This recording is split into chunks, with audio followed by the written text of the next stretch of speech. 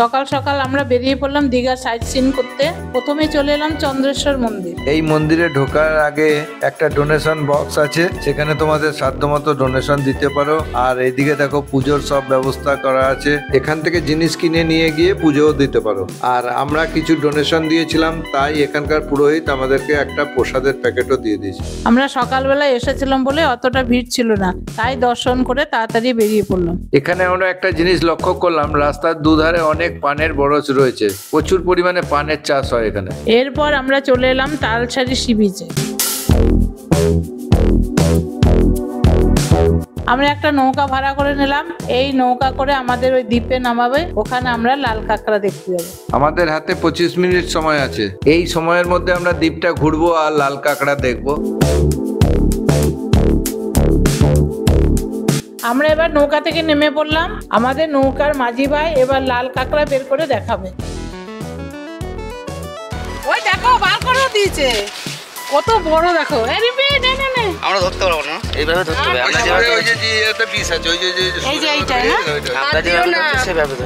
আরে মা, তুমি অমন করে দৌড়াচ্ছ কেন? আরে আমি এই লাল কাঁকড়াটাকে ধরবো বলে দৌড়াচ্ছি। না না, তোমাকে ওইগুলো ধরতে হবে না, এখনই কাঁকড়ায় কামড়ে দিলে অনেক অসুবিধা হয়ে যাবে।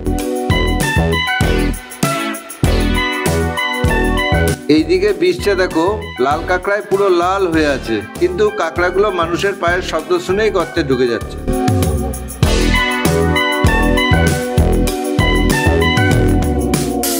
এবারে আমরা চলে এসেছি রাধাকৃষ্ণের মন্দির। ভেতরে ভিডিও করা অ্যালাউ নেই, তাই তোমাদেরকে কিছু দেখাতে পারবো না।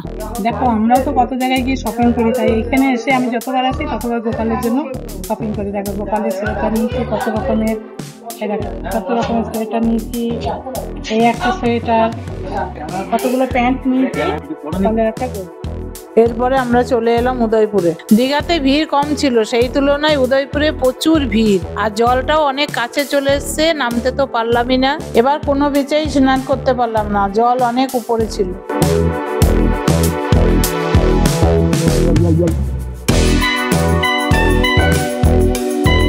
অনেক আশা করে এসেছিলাম উদয়পুরে এসে বাইক নিয়ে একটু ঘুরবো, কিন্তু কোনো উপায় নেই, চারিদিকটা জলে ভর্তি। আমাদের এই উদয়পুর ব্রিজটাই লাস্ট সাইট সিন ছিল, এরপরে আমরা ফিরে যাব। কিন্তু তোমরা ভেবো না আমাদের ভিডিওটা এখানেই শেষ হয়ে গেল।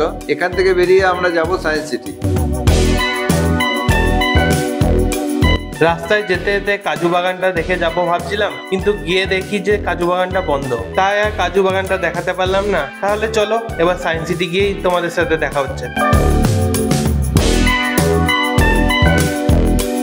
এবার আমরা চলে এলাম সায়েন্স সিটিতে। ঢুকেই একটা কল দেখতে পেলাম, দেখে মনে হচ্ছে কোনো পাইপ নেই, অথচ জল পড়ে যাচ্ছে। সায়েন্স সিটির ভিতরে অনেক রকমের অ্যাক্টিভিটিস আছে, যেগুলো বাচ্চা থেকে বড়দের সবারই ভালো লাগবে। এর মধ্যেই প্রথমে আমরা চলে গেলাম ম্যাজিক পিয়ানোতে। এটা তো মায়ের খুব ভালো লেগেছে, গিয়েই বাজাতে শুরু করে দিয়েছে।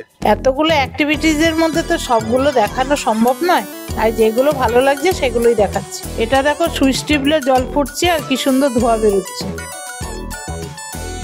আর এই ফ্যানটাতে দেখো এমন ভাবে লাইটটা পড়ছে, একটা নির্দিষ্ট স্পিডে পর মনে হবে ফ্যানটা থেমে গেছে। রত্না, তুমি আমার পিছনে থাকো, না হলে ভুলভুলিয়াতে তুমি হারিয়ে যাবে। হ্যাঁ গো, দেখে দেখে চলো, তা নাহলে আমরা হারিয়ে যাব।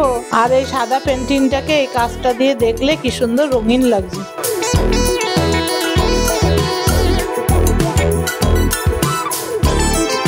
এখানে কাজ দিয়ে একটা স্ট্রাকচার বানানো আছে, দেখে মনে হচ্ছে কুয়ো। এখানে আয়নাগুলো এমন ভাবে বানানো আছে, কখনো মোটা, কখনো ছোট, কখনো লম্বা লাগছে। আর এইগুলোকে দেখে তো মায়ের খুব হাসি পাচ্ছিল।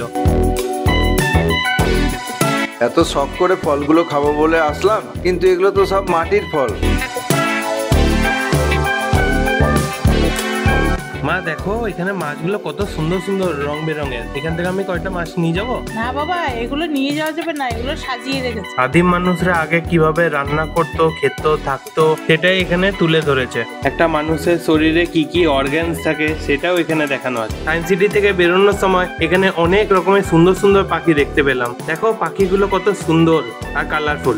আর এখানে গিনিপিগও ছিল, গিনিপিগগুলো খাবার খাচ্ছিল, কি কিউট লাগছিল দেখতে। আজকে আমাদের সাইট সিন ঘোরা কমপ্লিট। এবার আমরা ট্রেন ধরে বাড়ি যাব। ভিডিওটা ভালো লাগলে একটা লাইক করবে আর চ্যানেলটাকে সাবস্ক্রাইব করবে।